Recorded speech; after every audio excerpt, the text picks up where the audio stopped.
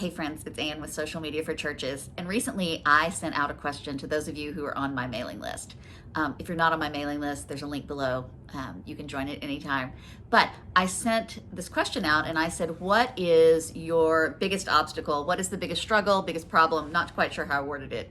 What is the number one thing that is keeping you from being where you want to be in your social media ministry? And there were two answers that were overwhelmingly the top answers.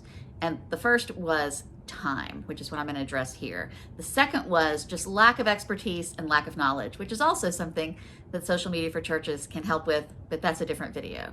Let's talk about your time. I am a pastor. I was a solo pastor for 20 years in chronically underfunded churches.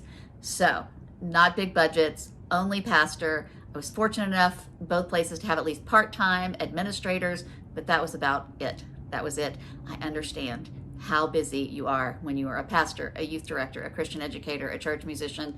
Everybody's got more to do than you can shake a stick at.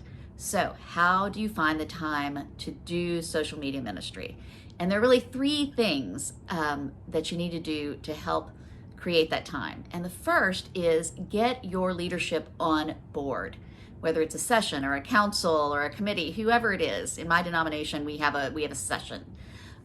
Whoever that is for you, get them on board with the importance of social media ministry. There's lots of statistics out there about why social media ministry is important. I've got a couple of videos on it. You can check that out. And you can, if you feel like you are a prophet without honor, you can even book me to do an hour-long Zoom call and discussion with your congregation and leadership to convince them and to show them how important social media ministry is. So that's number one. Get your leadership on board with the importance of social media ministry.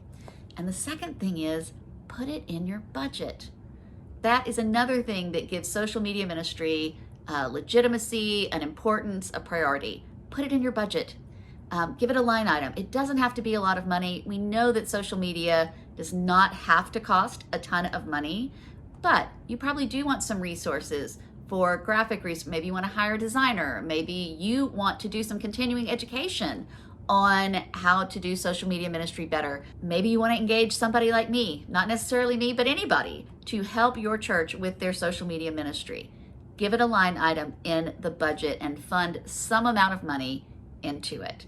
And that again lifts up its level of importance within your entire ministry. So number three goes back to number one. Getting your leadership on board with how important social media ministry is. And that will allow you to convince them or to just tell them that you are going to be letting go of something else. If you are a paid staff person and you do not have the volunteer support in your congregation to handle social media ministry, chances are you have some volunteers who can handle something else that you are doing that can free you up to do social media ministry. Or maybe there's something you are doing that you don't need to be doing anymore, and engaging online with people in your community is a much better use of your time than something else you are doing. Again, this goes back to number one, getting your leadership on board with this, and then you examining some priorities, looking at what you can let go of or delegate to other people so that you have more time for social media ministry. So those are my main three things that you need to do in order to have the time to do social media ministry. Get your leadership on board with how important it is. Put it in your budget, which again emphasizes its importance and its priority. And examine what you are doing right now and what you can let go of in order to make more time. And then of course the fourth one is just like anything else, schedule it. I bet you schedule out some time every week for sermon prep. If you are somebody like I was who preached every Sunday, you have to have that time carved out. Schedule that time. Once you've done these other three things so that your leadership knows it's important, it's in your budget, you have let go of something else, then make sure it is scheduled in your calendar and protected as much as it can be. We all know that stuff comes up and we don't always get to follow our calendars as pastors or as youth leaders or as Christian educators or as church musicians, but get it on your calendar, make that time. So I guess that's four things. But if you do the first three, the fourth one is a whole lot easier.